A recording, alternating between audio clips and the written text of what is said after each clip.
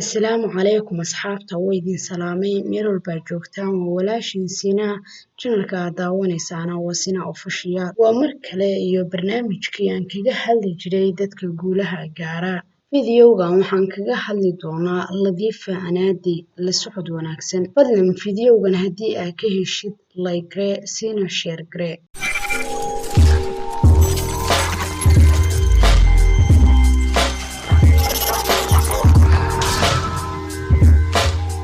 Latifa Anaadi qisadeedu waxa ay ku bilaabanaysaa sida tan Latifa Anaadi waxa ay ku dhalatay Qaahira sanadkii 1907 waxaa dhalay aabe ka shaqaynayay madbacadda boqortooyada waxaanay ku biirtay waxbarashada tooska ah taasoo ay ku jireen tiro kooban dugsiga dhexe markii ay ku jirtay ayay maqashay Latifa duulimaadyada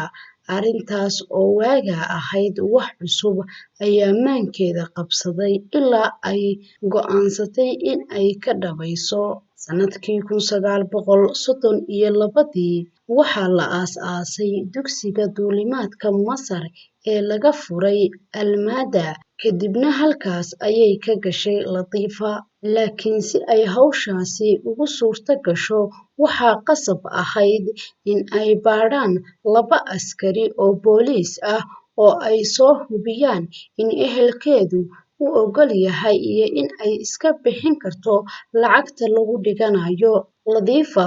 waxay ula timid maamulka dugsiga hooyadeed si ay u buuxiso shardiga koowaad waxaanay si xeeladaysan shaqo uga heshay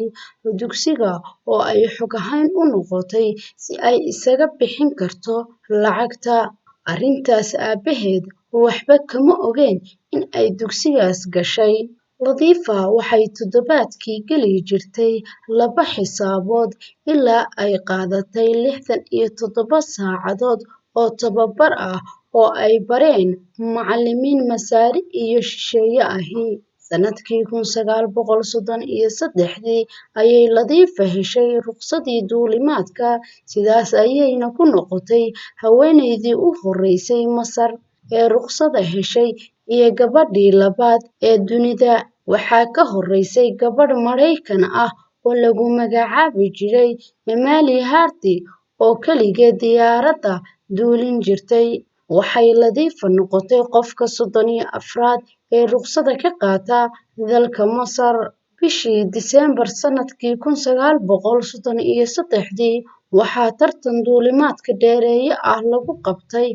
Masar oo ay ka qayb galeen duulimaadyaal ka socday in ka badan 60 dowladood Latifa waxay kaga qayb gashay tartankaasi inta u dhaxaysay Qaahira iyo Alexandria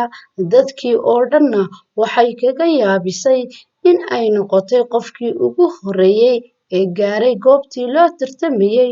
dhammaan intii tartanka ku jirtay daqiiqad buuxda ayay ka horeysay halkaas haynoo joogto